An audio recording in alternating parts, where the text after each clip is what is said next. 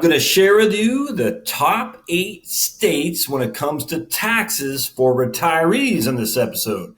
Done a lot of soul searching, done a lot of reviews, looked at my old episodes of the state by state taxation for retirees, and these are my top 8, which I'll share with you here right now. So let's dive right into it. But first, welcome again to the Heritage Wealth Planning YouTube channel, my friends. You'll see that little red button down there. If you like what you see, go ahead and subscribe. Then hit the notification bell. There's a little bell I think it's right next to it, that you'll be notified of future content. I do about 5 or so, maybe even more videos a week. You want to be kept up to date. Like I just did one on Vanguard. They're calling for only 1 to 3% real rate of return on stocks for the next decade. You got to be up to snuff. And so this is the place for that. So let's dive right into it. The top 8 states for retirees in the U.S. And we start with Alaska. Now, let me just share with you real quick. There's 3 basic issues here. We got income tax, we got sales tax, and we got property tax. The worst of the 3 is property because there's really nothing you can do, especially if they don't have a homestead exemption or something like that. So property tax, if you're going to own a home or live someplace, there is a property that someone's paying it. And if you're renting it, you're still paying it to the homeowner, just you're doing it through a rent. If you own it, you're paying it because you have to pay the county or else they're going to put a lien on your home and eventually put you out. And so property tax is the big one because there's not much you can do there to manipulate that. Now, one of the nice things about property tax actually is that a lot of these states have homestead exemptions, which can reduce a lot of your property tax, give you more of an exemption against the assessed value. Biggest drawback actually is at the end of the day, they're going to get their tax one way or the other. And if they need to raise taxes and you scream bloody murder, they're still going to get their taxes. So there's not much you can do with property tax other than vote, run for office, use your exemption, or just hope that the good folks in your county, because typically there's a done by the county, don't kill you from a property tax perspective. All right. So when it comes to property tax, not much you can do. Now, secondly, I do want to point out it is a county thing. You got to look at each individual county as opposed to just a state. And I'll show, like here's Alaska, for instance. Their overall property tax is 1.02. But remember, what does the county look at it as well? So you just got to keep that in mind. What's the county doing? So some counties are actually quite low. I looked at, like in Virginia, I lived in Rockingham County. That's only 0.55. But if you go up to like Fairfax County, is above 1. And so the state as a whole has an average of like 0.87 or something like that, which is quite low. But when you take out Fairfax and you go to Augusta County, Rockingham County, which is the western part of VA, your property tax is actually quite low. So just don't look at the property tax and say, oh, it's high or low. You got to dive into that in terms of the county specifically. Number 2 is sales tax. Sales tax you can do some manipulation with. If you grow some of your own food, you don't pay sales tax. A lot of states, like in Georgia, they don't tax groceries, so you can buy groceries in Georgia. If you want to go buy a car, maybe you go to South Carolina, which has a lower sales tax, something like that. So sales tax is number 2. You can manipulate that burden to some degree. And a lot of states for retirees don't tax prescription drugs and they don't tax groceries, generally speaking. Again, sales tax, you got to look beyond, and Alaska doesn't have one, but you got to look beyond this right here, the state sales tax, because here is the average local sales tax in Alaska, just using that for an example. So it's not just a state, it's a state and locality. So you got to look at, ideally identify the county you want to live in, Fulton County, Georgia. What's the local property tax? What's the sales tax? But sales tax can be manipulated to some degree, certainly more so than property tax. And lastly is individual tax. So going back to Alaska, they don't have an individual income tax, which is great.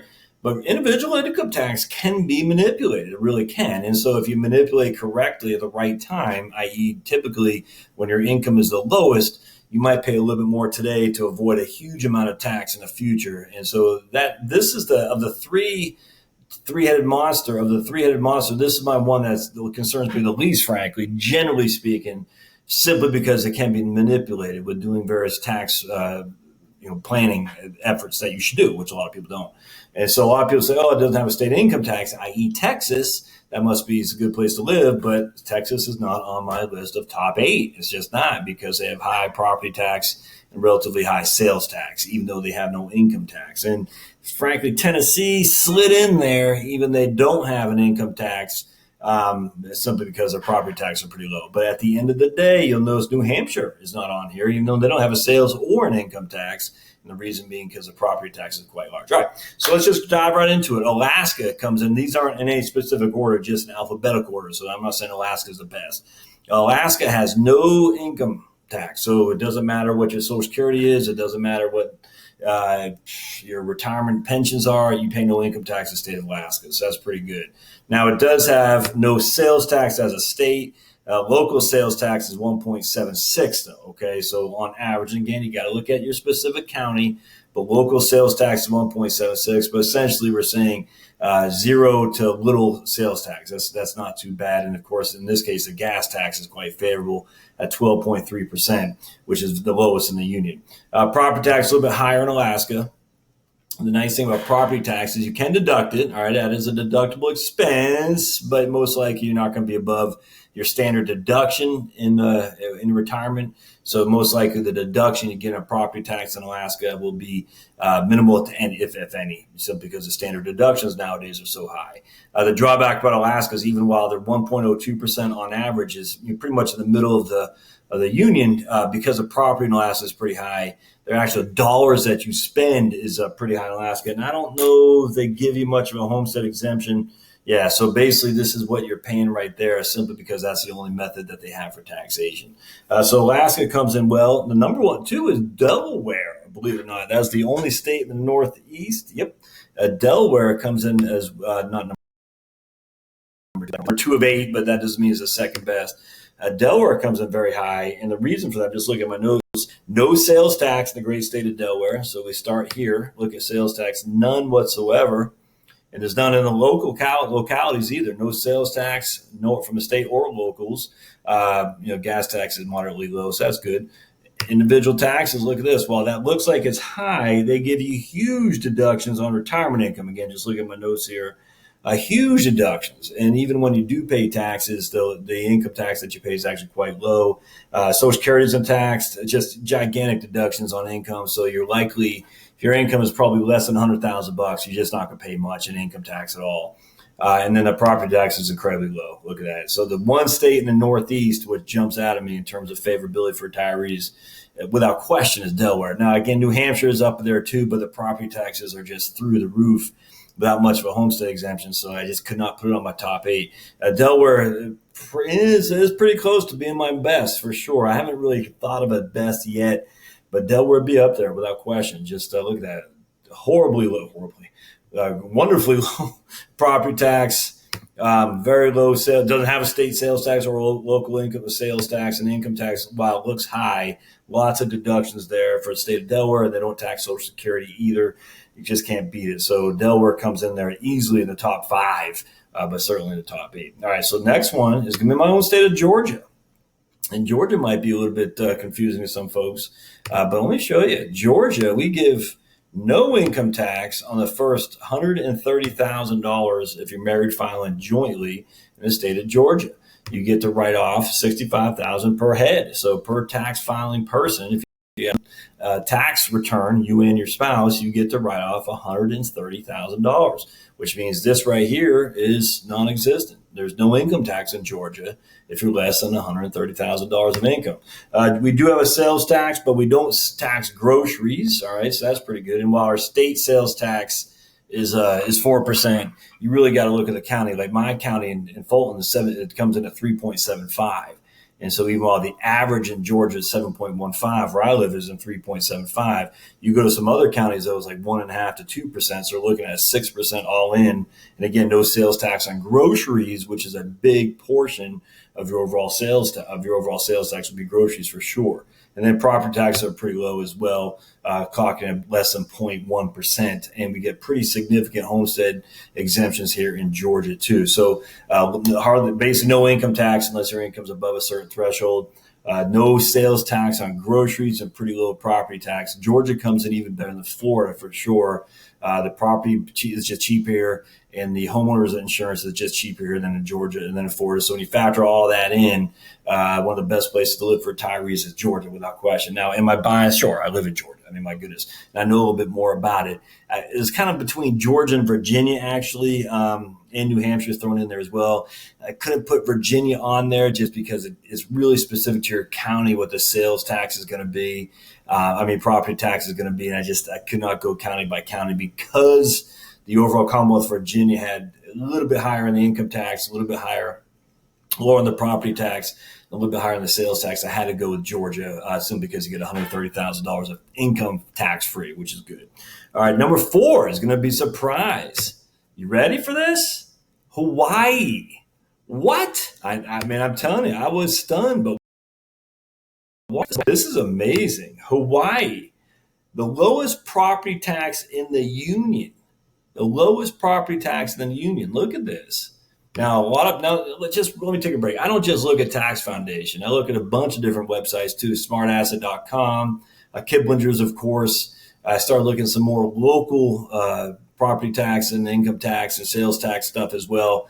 But I do like Tax Foundation. I think these are the best in terms of just giving us a brief. So when you do the conglomerate, this is what I came up with, looking at all these different sources. I'm just using Tax Foundation to kind of help me go along with this guide here. But look at that. The lowest property tax in the nation, and they give you significant homestead exemptions as well. So people say, yeah, but the prices are so high in Hawaii, the cost of living, you're going to pay a lot of money in taxes, even if the rate's so low. That is true, except that Hawaii has huge homestead exemptions that that will reduce the actual dollar amount you pay in property tax. So the lowest property tax in the union, big exemptions are going to reduce the dollars you pay in property tax in Hawaii. You can't beat it. Sales tax among the lowest in the union, look at 4.35, and again up to 3. Property sales and income tax. If you can get a low sales and low property tax, the rest will take care of itself for sure. Now, the individual tax are a little bit high. Again, you got to be careful just looking at 10.2. They don't tax Social Security, and they don't tax your pension. Now, if you have 401k or IRA distributions, they're going to tax that. But Social Security is not taxed. So let's just say you have bulk of your income is from Social Security and a 401k, and the bulk of that Social Security, you're going to have minimal taxes. If the bulk of your income is Social Security, pension, and a little bit of an income from IRA or 401k, you're just not going to pay that much. So at the end of the day, if you have Social Security, Roth IRA, and a pension, you pay no tax. So there's a lot of different things you can do for Hawaii to minimize the income tax. And on top of that, with incredibly low sales tax and then just incredibly low income or property tax, Hawaii's tough to beat. The only drawback is that you're going to have some serious cost of living expenses. There's just no getting around that. But at least the taxes won't be a huge burden to you in that regard. I was stunned by Hawaii. All right, let's keep going. Number 5 is Kentucky. And again, there's no specific order, just alphabetical. So Kentucky is real good. And we're going to scroll down here to Kentucky. And let's see what we got in my notes. Oh, yeah. So Kentucky I like quite a bit. So let's hit the sales tax, the bottom 10 in terms of sales tax. Even look at that. Looks like the state sales tax is in the top 20, but because there's no other locality sales tax, they're actually in the bottom 10 in sales tax. And they don't tax groceries. That's right. So they don't tax groceries as well. The biggest one you're going to pay is groceries. So the fact that you're not paying grocery tax and it's only 6% across the board puts them in one of the lowest categories in the union. And watch this property tax. And again, property taxes in terms of actual dollar amount, because the income or the property values are so low, is less than $1,000. Now, again, if you look at various counties, like Alabama jumps out at me, Kentucky jumps out at me. Some counties in Alabama, some counties in Kentucky are much, much higher, like in Louisville, whatever county that is in Kentucky, tax you quite a bit more than some of the ones in Appalachia. But at the end of the day, on average, 0.8% puts them in the bottom third. Yeah, roughly about the bottom third. But their actual dollars that you're paying in property taxes is less than $1,000. And then we got our state tax. They don't tax any Social Security, and they give you huge deductions on income. And off the top of my head, I can't remember what it was, like $41,000 or something like that of retirement income deduction. So essentially, there's no income tax. Let's see. Yeah, I can't remember, but it's a huge amount. It's up to the $40,000. I can't remember if that's per household or per person. But either way, if you have $100,000, of which $50,000 Social Security and $50,000 is coming from your IRA, 401k, pension income, your income tax is minimal to zero for sure. And I forgot to say, they do give you a homestead exemption as well in Kentucky as well. and no taxes on groceries. So homestead exemption on Kentucky property, low property tax to begin with, huge deductions on IRA distributions, no tax on taxation on Social Security, groceries being exempt from sales tax. Kentucky's just fantastic. All right, so number 6 is going to be Mississippi. I was actually surprised to see this because I thought Mississippi would be just because they're poor, and actually it's funny too. West Virginia's poor, Maine are poor too, and yet Maine, West Virginia, Mississippi are all relatively low states on taxes, believe it or not. A lot of people don't believe that, but if you're making a lot of money, they are high tax. But if you're making average income to lower, tax rates are fine. So Mississippi exempts all income from retirement income. So they exempt IRAs, 401ks, pensions, Social Security, everything is exempt from income tax, which is pretty doggone fantastic. So if that's what you're living on, Social Security, IRA, 401k, and pension, you pay no tax. Sales tax is high, but again, that looks number 2. Oh my goodness! But if you factor in the actual overall state sales tax, is still pretty low. I mean, it's not low, but it's in top 20 or so, but not significant for sure. It's moderate, and off the top of my head, I can't remember if they tax. Yeah, I can't remember if they tax groceries or not. But at the end of the day, for no income tax, essentially, and then watch this property tax. Again, you're talking, and here you get huge exemptions too, from homestead exemptions. Excuse me, you get huge homestead exemptions as well in the state of Mississippi. So essentially, almost nothing, in $400 or $500 in property tax. Maybe $1,000. Basically, no income tax, and a moderately high sales tax. Can't beat that, my friends. Can't beat that. I can't remember if they tax groceries there or not, but of the 3 things, property tax is low, income tax is 0. Yeah, you're paying a little bit of sales tax. I'll take it. Then we got Tennessee comes in next at number 7, and this was a struggle. Like I said, Tennessee, New Hampshire, pretty favorable too, but Tennessee came in simply because 2 of the big 3 is no income tax and very low property tax. South Carolina, another one with low property tax, but Tennessee had to come in 2 of the 3. Now, they do get you on capital gains and stuff, but at the end of the day, if everything that you have has come from IRAs, 401ks, and Social Security, there won't be any income tax, which is just fantastic. Sales tax is high. All right, sales tax in Tennessee. They have the biggest, I think the second highest sales tax. Yeah, right there, second highest sales tax in the union. But they do exempt groceries. And again, groceries are I have a family of 6. We're at the grocery store every day, it seems like. So we're spending a boatload of money on groceries from a sales tax perspective. In Tennessee, if you can avoid spending taxes on groceries, you're in a good place for sure. Let's see, homestead, so then property tax. Property tax is way low. 0.75, and they do have homestead exemptions as well. Again, in terms of total dollars that you pay, it's going to be minimal relative to all the other benefits that you have with no income tax and pretty high sales tax, but again, not groceries, and very low property tax. Again, you can't beat it. And then, of course, the 4 seasons. The weather is fantastic. I didn't include the weather in the overall scheme of things, but if you factor in, like Alaska, it's cold up there, so you got to take that into consideration. Tennessee is definitely in my top 8 for sure. Yeah, right there on the border, but they came in because of homestead exemption, because they don't tax groceries, and because of no state income tax. So can't go wrong there. And my last one is probably the number 1, and that's Wyoming. And let me show you, Wyoming is just sickening how favorable it is for taxation. Watch this. Wyoming, the drawback by Wyoming, if you don't like wind, you're probably in the wrong place. No individual income tax. Look at that. No individual income tax. Where did I do my notes here? Okay. So, you can't beat that. There's no income tax. All right. Property tax, amongst the lowest in the union. Property tax, 0.55%. Now, they do, look at this. Look at the variance here. So the lowest in the union property tax, but the highest actual collection per capita. If you want to take a guesstimate why that is, well, it's because, there's not that many residents in Wyoming. I think it's like 500,000 people. And some of the people do live there, like Dick Cheney and those guys live in those fancy places in the Teton Mountains or whatever it's called, and up there in where they always Jackson Hole. So they they have these huge houses that are probably taxed $15,000, $25,000, $30,000. But for you, just regular middle class Joe, you're paying 0.55% property tax. Yeah, you just can't beat that. And then sales tax, watch this, low in the basically in the bottom half, bottom five of the U.S. So Wyoming, huge for no taxes on income, very low income tax or property tax, and on top of that, very low sales tax as well. I can't remember if Wyoming had I didn't write it down. Shoot, I can't remember if they had a homestead exemption or not.